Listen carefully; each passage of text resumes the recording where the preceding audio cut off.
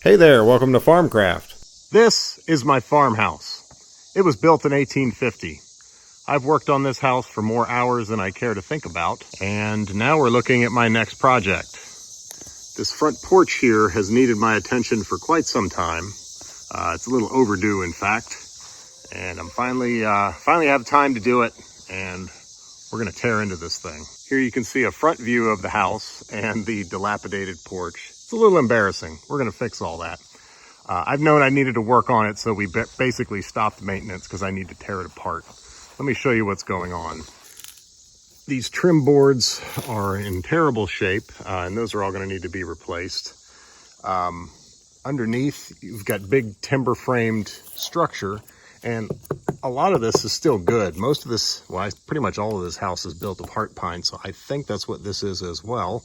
But not all of the structure looks good. From this side of the porch, actually it looks to be in pretty good shape, and I don't think we're going to need to do a whole lot under here to the structure. But this floor is in rough shape. The whole floor needs to be replaced. Doesn't that look nice? Wow, that is thick paint. Now we're on the other end of the porch, and when you look at the understructure, you can see that this beam has totally rotted out. I know what you're thinking. $40,000? That seems insane. I thought the exact same thing, but after doing this project, going through all the hours, man, it was so much more work than it seemed like it would be at first. So watch the video, maybe by the end you'll agree. I'm gonna go up there and see what we have as far as a beam underneath there. So first I need to set up a temporary support system for the porch, and I want to make sure that it's going to work before I do it. I don't know if you guys have the perspective here. This is a giant box that looks to me to be structural. So if I put a support and it gets up underneath this, then that's going to support the porch. I just wanted to make sure that I wasn't going to find that this area in here on the sides was hollow and the really only beam there was right in the center, because that would be a problem for the way I'm trying to support it. But this is going to work fine. I want to come out.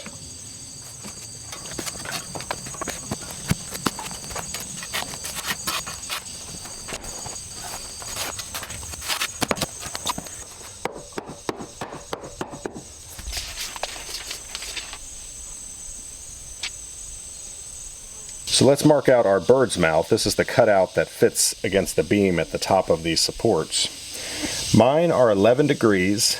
That's just how far away from the base of the porch I've chosen to put the beams. For the part that's going to come up onto the beam, I come in 1 inch and I square off of that. This would be easier to have a flat square, but don't feel like going to get my framing square. There you go.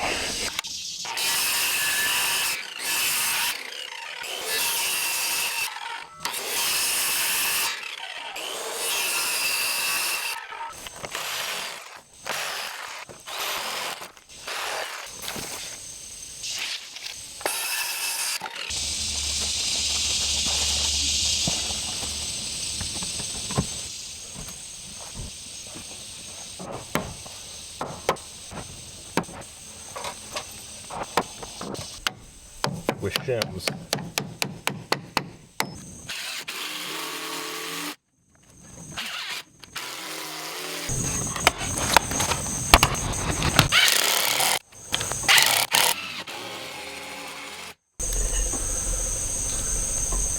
And there you have it.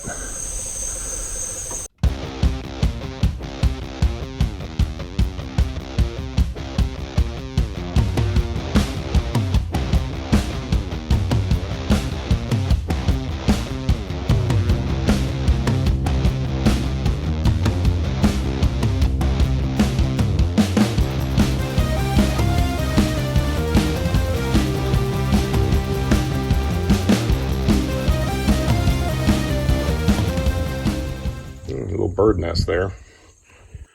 So here we are with everything ripped off, and I'm pretty disappointed it's in far worse shape than I was expecting. Like this beam here, when you looked at it from underneath, it looked like it was good, but look at the top of it. It's a total wreck. And same with this beam over here. That thing is not salvageable. And when it still had the front trim board on, you know, and you looked at it from underneath, it looked like it was okay. Let me show you the other side. See, that side tucked in underneath looked pretty good. I need a moment to think about this. Let's go do something else. Houston, we have a problem. So this is much worse than I was expecting, and it's actually taken me a couple of days to come to terms with what needs to happen here.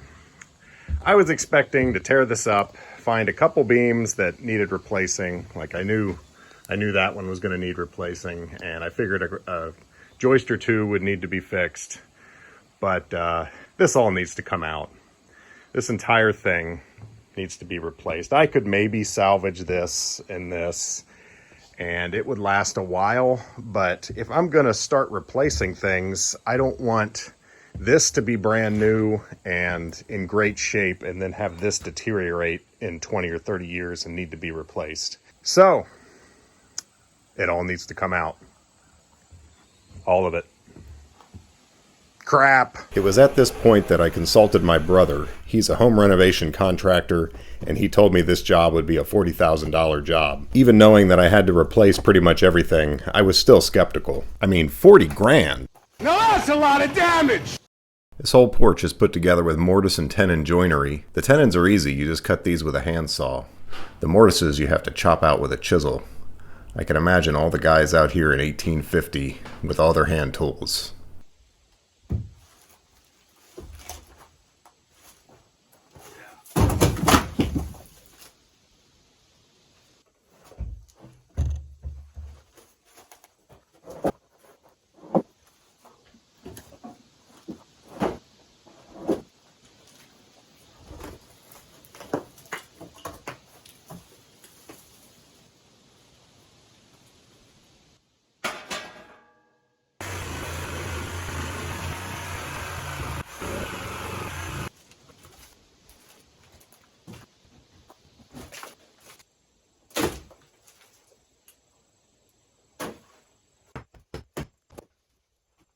I have to say it was a little bit intimidating taking the weight off of the columns and putting it on my temporary supports. I've never done this before, so there's always that little nagging doubt that something's going to go wrong.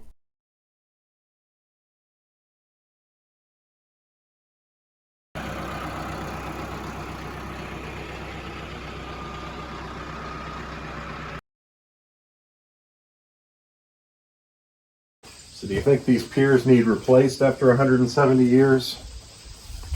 I don't know.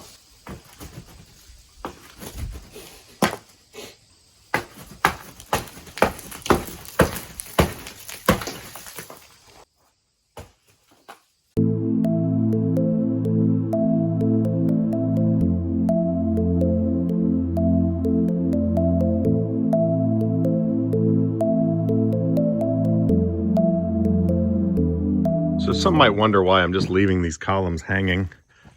If I totally take them apart up there, it's going to be difficult for me to get them back into position properly. So what I've done is I've strapped them on both sides with some webbing just to keep them there until I have the porch rebuilt. It's going to be a little annoying digging the holes for the pillars, but I think overall this is going to be a time saver rather than trying to take them off.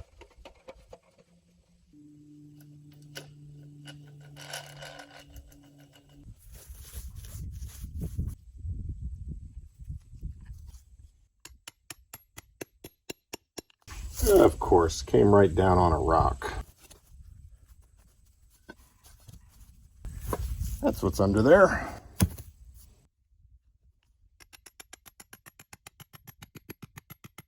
So I have leveled down from the columns and marked basically the outside of the two columns. So my pier is going to be centered on that, and then my footing is going to be roughly 6 inches wider all around.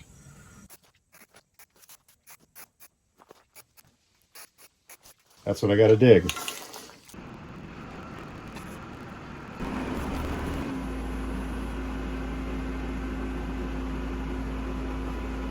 This is actually the hole I was digging when my backhoe cylinder blew that seal and started spewing hydraulic fluid all over the place, which led to my first hydraulic cylinder video.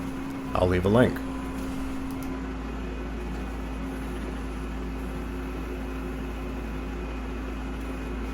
There was no footing under the original piers. They just dug down until they hit good solid dirt, and then they started laying a combination of stone and brick until they got to ground level.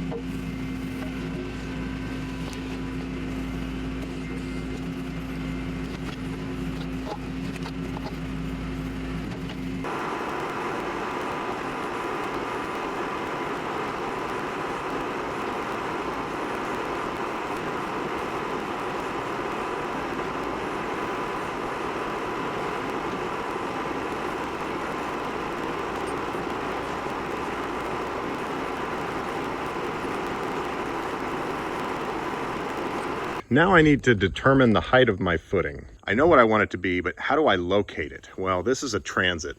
One person looks through there, looks at the crosshairs, looks at the numbers on my stick, and as that moves up and down, they can tell you, okay, well, that's like 3.1 feet. So what I have now in my hole are rebar that I drove in to the exact depth that I want the footing.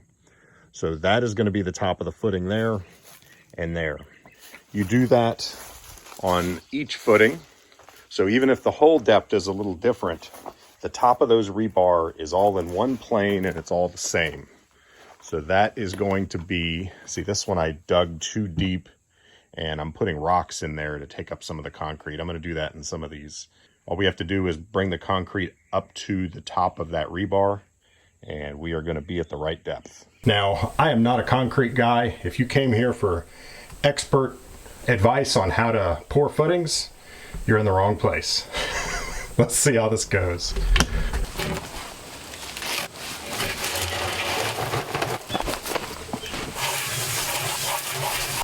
I did consult an engineer who said that I did not need to put reinforcement in these footings. This porch is just holding up the floor and the roof. There's just not that much weight. And these footings are plenty thick. They're going to carry the weight just fine.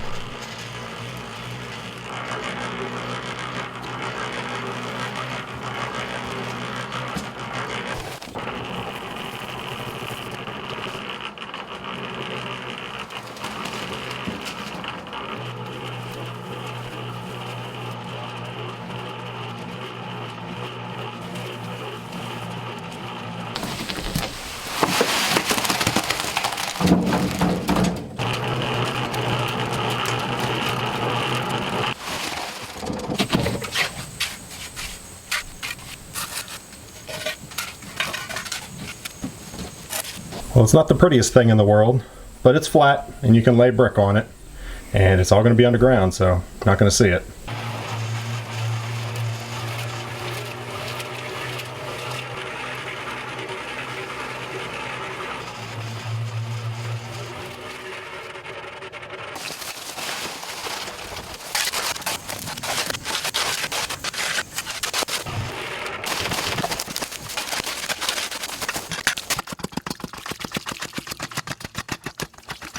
So here you go, and there I can actually see the stobs sticking up just a tiny bit. Better to be a hair low than high, because the mason can put an extra, what is that, 1/8 of an inch of mortar. My other stob's over here, and I think I'm pretty much dead on. Don't go high. If you go high, it's much more trouble for the masons.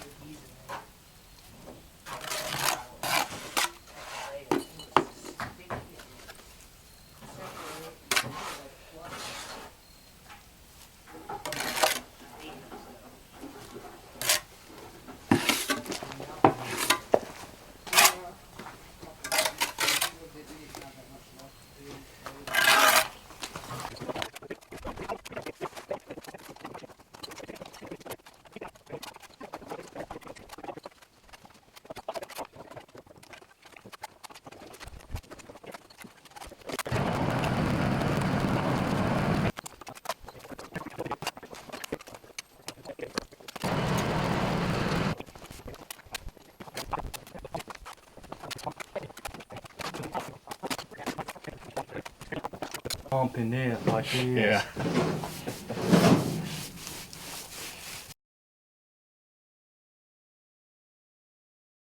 All right, here are my piers. And they look really good. You can see they're right on the money. And there you go. We're finally ready to start actually building something. Although we already built the piers, but you know what I mean. Oh wait, I was wrong. I get to backfill. Yay.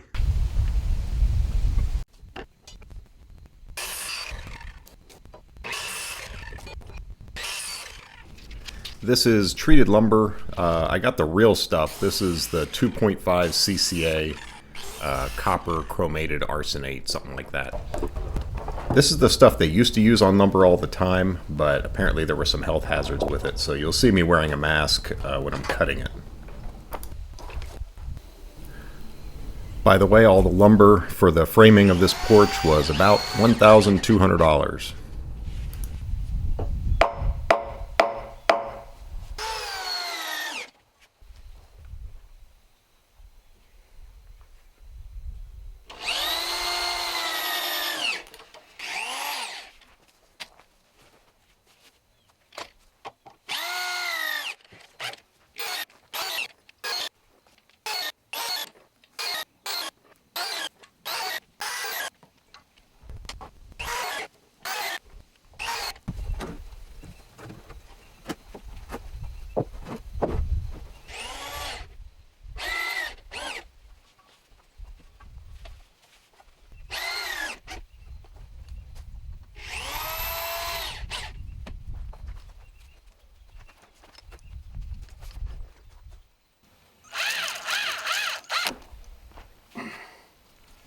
You can also use clamps for this, but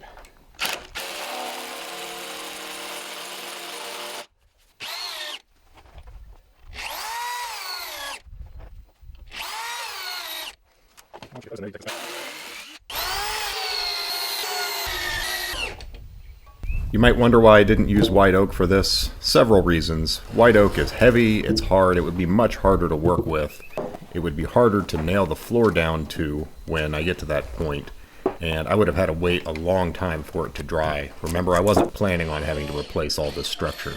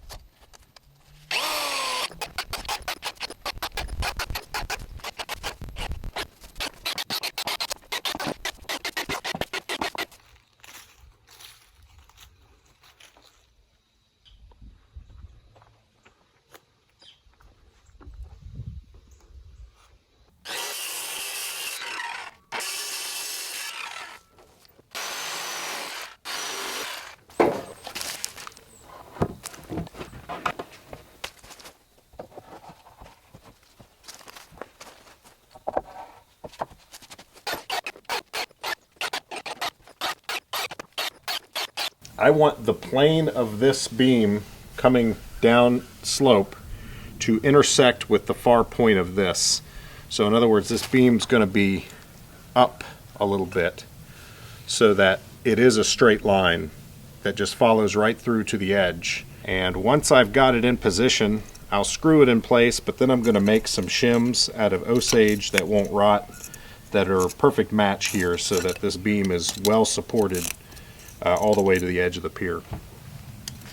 That enough yakking for you?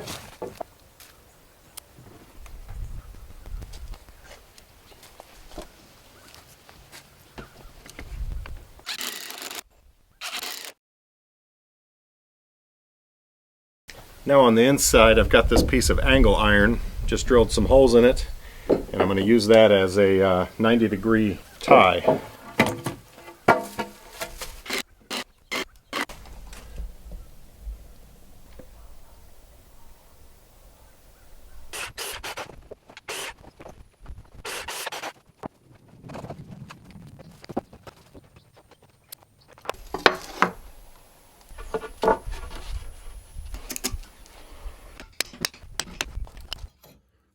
go.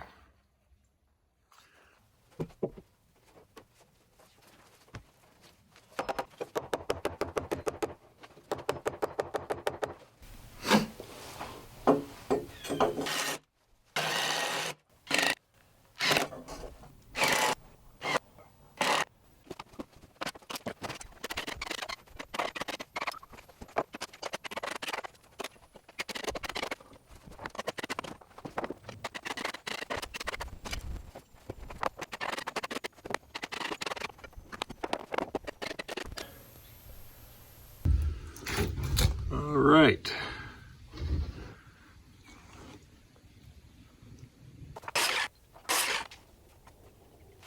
I used to work framing houses. Ever wonder why, if you see a skilled person with a circular saw, they don't just start here and come in? Because even if you use this guide and you line up the blade correctly, you're going to be off a little bit. You're going to be that way, you're going to be that way, and this big flat blade does not like to turn. So that's the reason that you often see people cutting like this. So I'm lining up this guide right here with the line to get it on the right spot. And then I'm lining up the blade itself. So I'm lining up 2 points that guarantees that I'm going to be straight.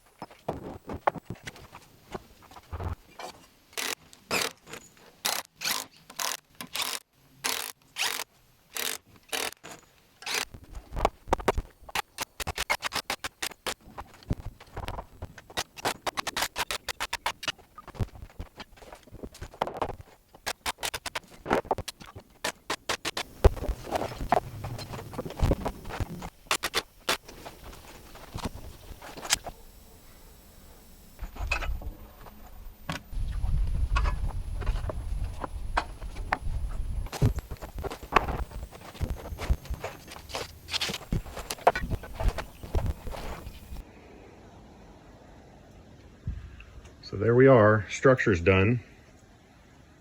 Now I just need a floor, which I'm going to make myself. Mainly because I'm a glutton for punishment. And this led to my video of making tongue and groove flooring from a fallen tree. I'll leave a link. Alright, first board does not have a groove, just a tongue.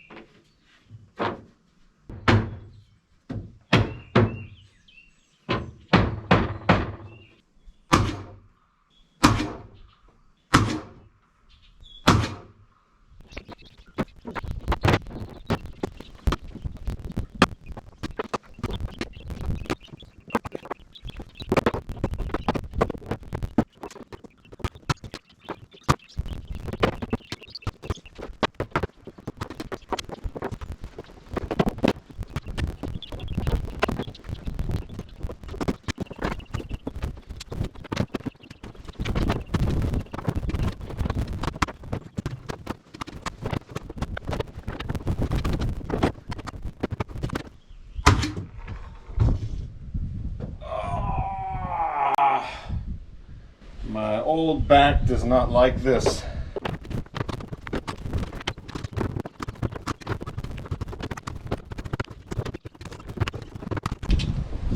So I've got measurements that I've got like every 5 feet the length of the porch to keep myself square, because you will get out as you go down if you don't check.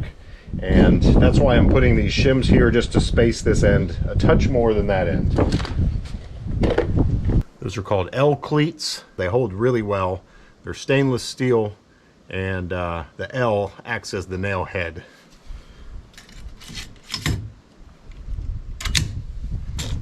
So this flooring nailer, it's just a pneumatic nailer, it drives it at a 45-degree angle right there.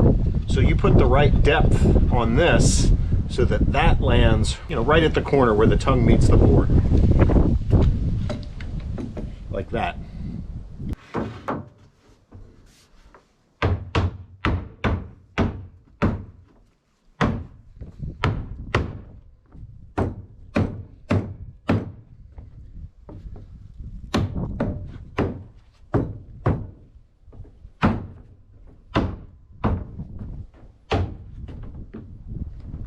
I forgot to put my shim in.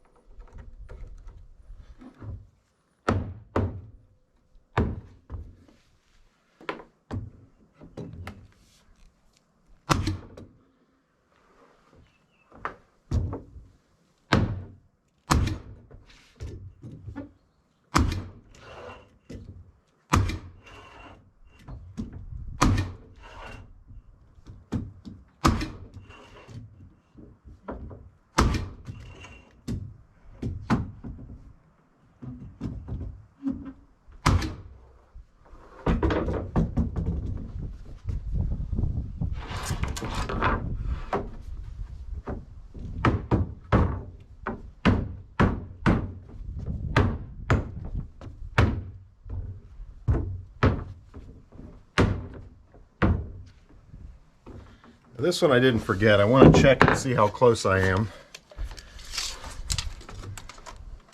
So I'm right at 4 inches there, and I'm a 1/16 less there. So I still need to keep shimming that side, keeping this side tight. I actually didn't shim this exact board because I don't want to shim every board. I want to kind of mix it up.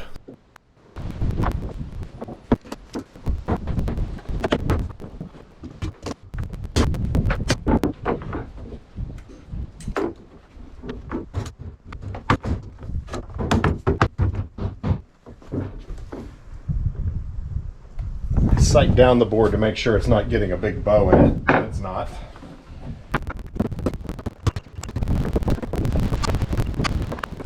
So these flooring hammers are really something else.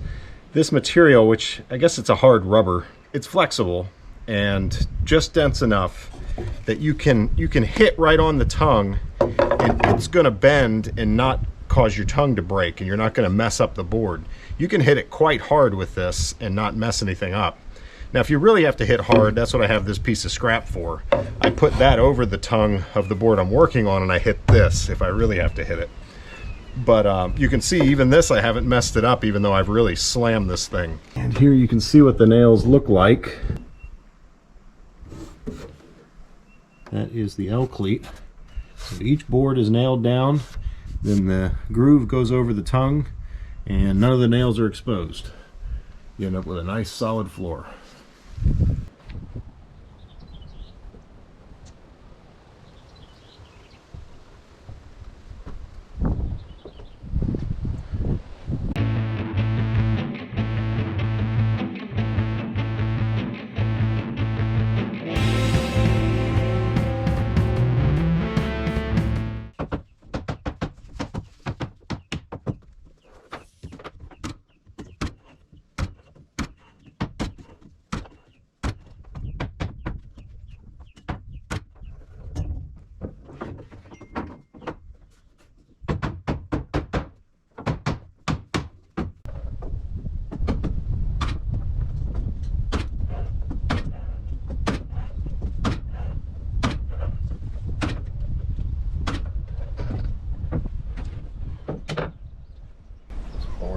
Twisted. See if I can get it on there.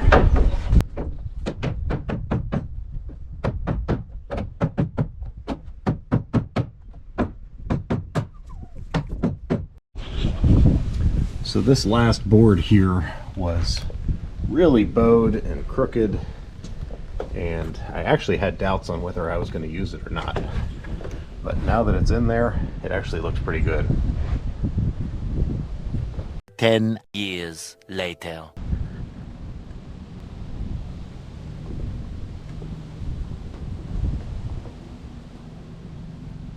So I know it's going to break a lot of people's heart when I put paint on this. So why did I go to all this trouble? Well, this is the wood that I have on my property that's rot resistant. It's white oak. You know, anytime you do a woodworking project like this, you end up not wanting to paint it.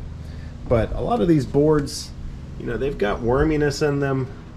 They're not that great. And this is an exterior porch. This is going to get dirty. It's going to want to grow mildew and all those kind of things.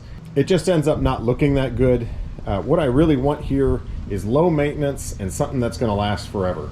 And linseed oil paint on this white oak is going to accomplish that. If it offends you, sorry, my porch, I'm doing it.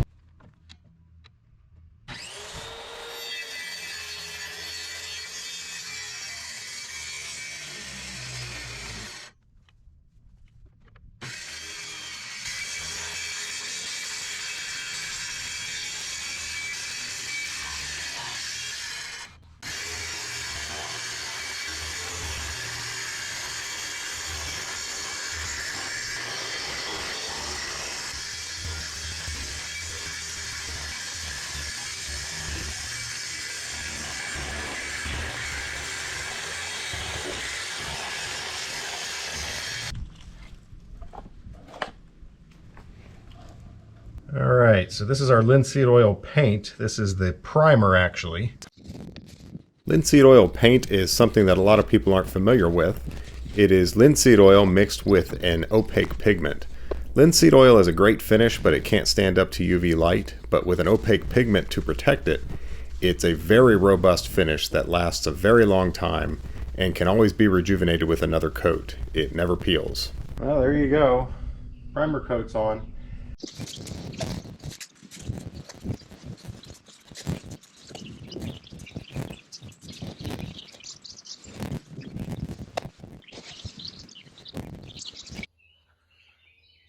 So at this point I made the mistake of thinking that I was almost done.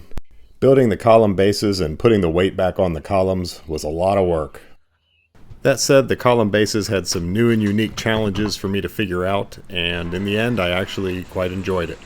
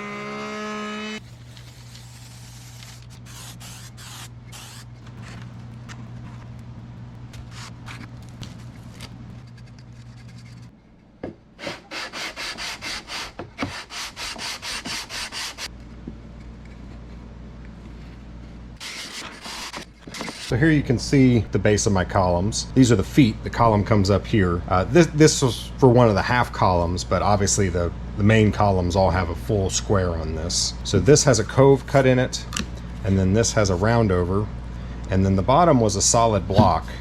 Solid heart pine. It lasted for a very long time, but a solid block like that just is not going to be as stable, and I didn't want to do that. I have this Osage, which is one of the most rot resistant woods there is. And so I made a box on the bottom. I put thick sides because I'm going to have an aluminum shim here, just like 1/16 of an inch aluminum. So it'll have 4 feet that are kind of hidden that it'll actually be sitting on. Now the trick is this box has to be tapered because the floor is tapered, and the distance, there's about a 1/4 inch difference between here and here. And obviously if you just did a square box and put it in there, you're gonna have a 1/4 inch gap somewhere, and it's just not gonna look right. So I have to taper each box. One of my round over boards goes on top of that. Cove board goes on top of that. I'm gonna attach this to this centered, and this will go inside the column. So then once the column's down, the column won't be able to move. And you know, this Osage will never rot. They've used this stuff for fence posts that have been in the ground for over 100 years and are still solid. You know, that's probably in a dry climate, but either way, it's even going to be painted. These things will outlive me easily. I will never deal with these again. There's a bunch of Osage there. Let's run that through the planer. You might wonder where I got this. I used to live in West Virginia. These things grew like weeds on our property. Milled them into boards on my sawmill.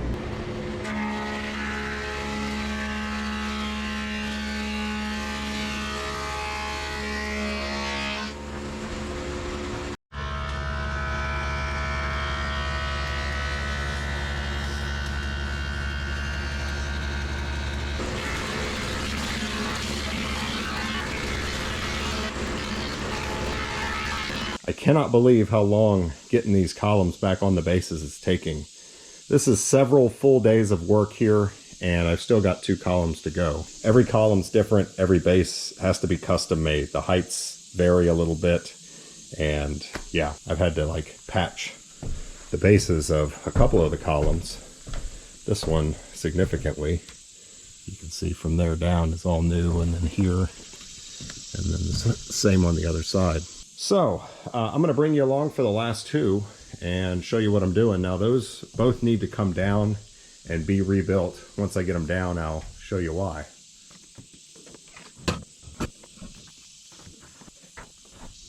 That's what the bottom of it looks like.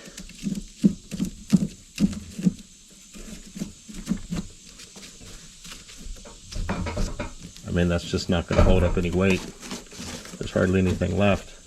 Now the thing is, just a few inches up, it's solid wood. So it's not that bad. You don't have to replace the entire column. You know, I would do it if it wasn't for all this detail work up here. This would take a long time. And I can't just take the column apart because of this. So what I'm going to do is sort of split it open at the bottom here, fix these boards, and then I will make new boards and put it back together. You'll see. Look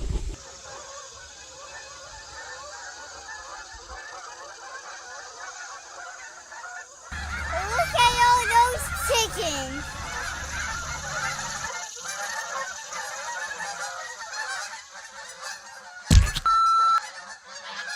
Okay, that didn't really happen, but that's what it feels like working on this porch for this long.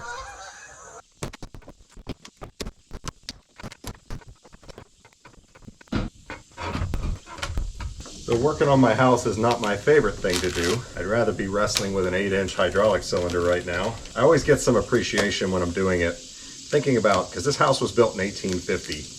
These guys on site did not have electricity. They didn't have any power tools. They were using hand planes and hand saws, hammers and chisels. And, you know, they made all of this. Pretty amazing. Now, they did not pit saw the lumber. There are many places where you can see the rough cut lumber, and you can see that it was cut with a big circular saw blade. So they had a water or mule powered sawmill somewhere around here that was sawing the lumber.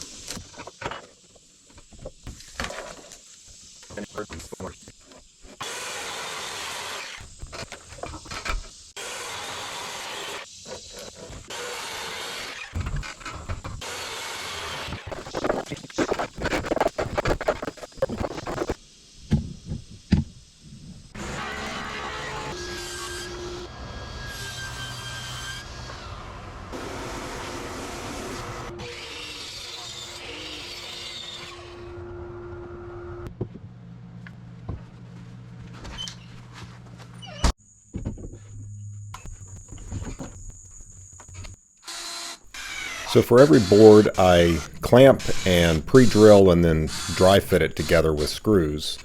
And then after I've got it fitted how I want it, then I can take it back apart and glue it. If you try to glue it and screw it all in one, you can get away with that usually, but sometimes it'll shift and you'll end up out of place.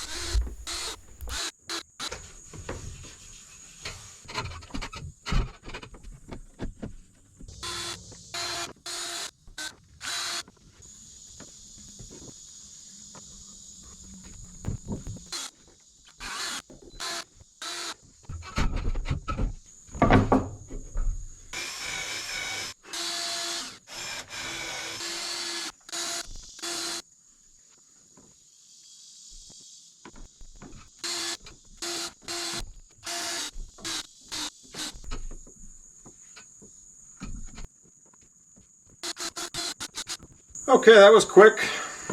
Not.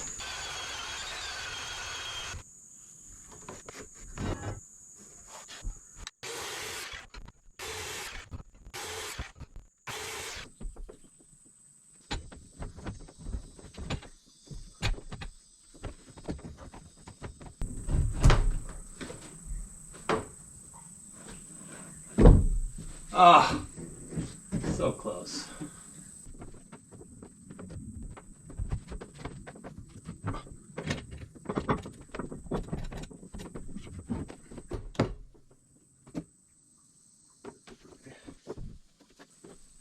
What I'm getting here is 5 1/8 here and 5 1/4 here. So over this distance, I have a taper of 1/8 of an inch. 1/8 of an inch is about 3 millimeters. Yeah, I need to build my base to accommodate for that.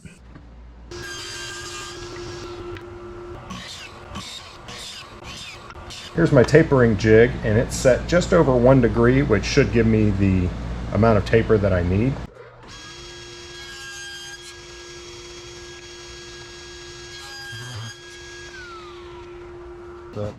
All of here.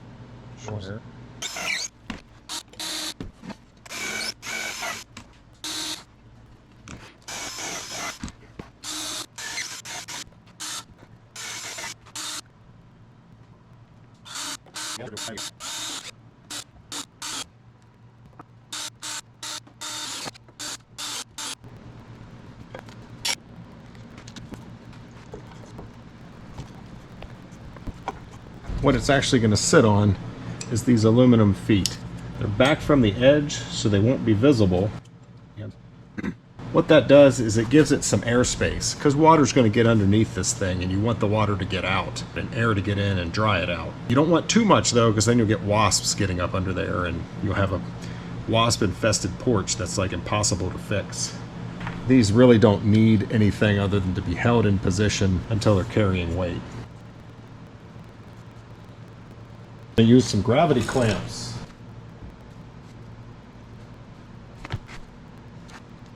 So that's the 7th one of those I've done. You only had to see one. I'm going to build another one. You want to watch? No, you didn't want to watch that. I just made another one. But for me, this is my last one, which feels awesome.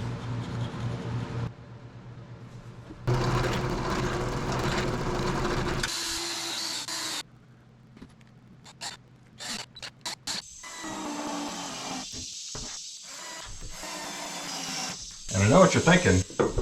Now what? How do I get that underneath there? That's taller than the column is. Well, here's the trick.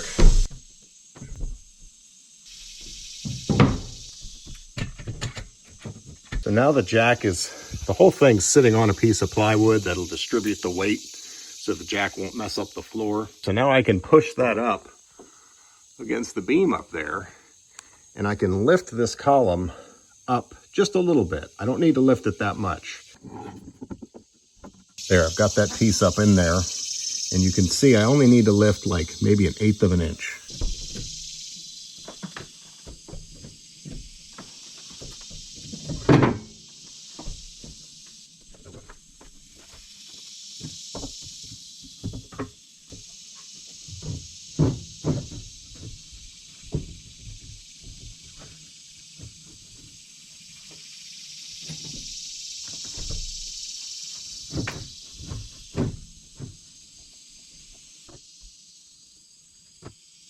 going to do this base. I'll come over here with the jack.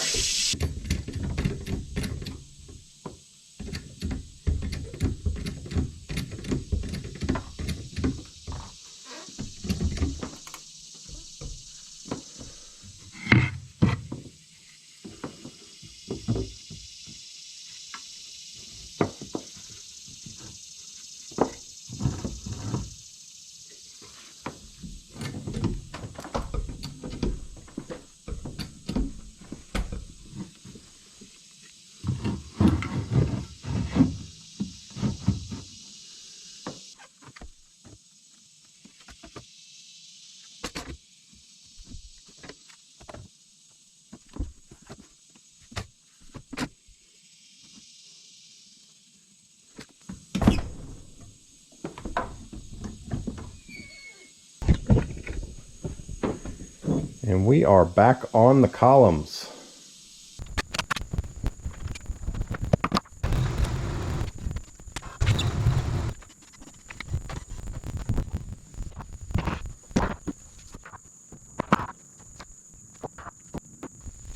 Hasn't fallen down yet. Not sure what happened here, but look at this lip here. That's like 1/2 inch. When I put these beams on here, I was trying to line them up with the outside there. Something must have moved at some point. I don't think the column moved. I think the wood was wet and it might have shrunk a little bit, but it didn't shrink that much. So there's one of them. Now look at this one. This one's perfect. That's what I was going for there. Because I need to put a piece of trim on here that's going to overhang, you know, like 1 inch down onto the brick. Go to one of the other ones. And you can see this one, that's just a little tiny bit, but it's not perfect.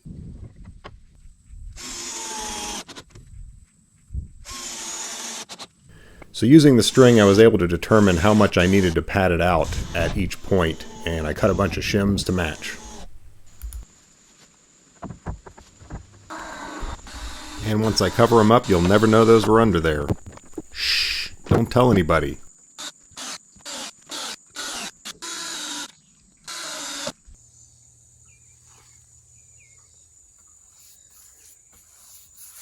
My favorite thing in the world to do.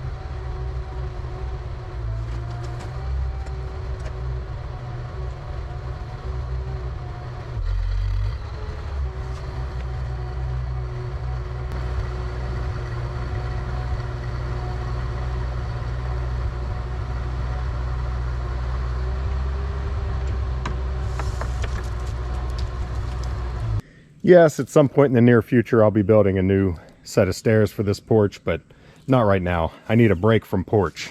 What better to get all this caulk out of the way than a throwout bearing?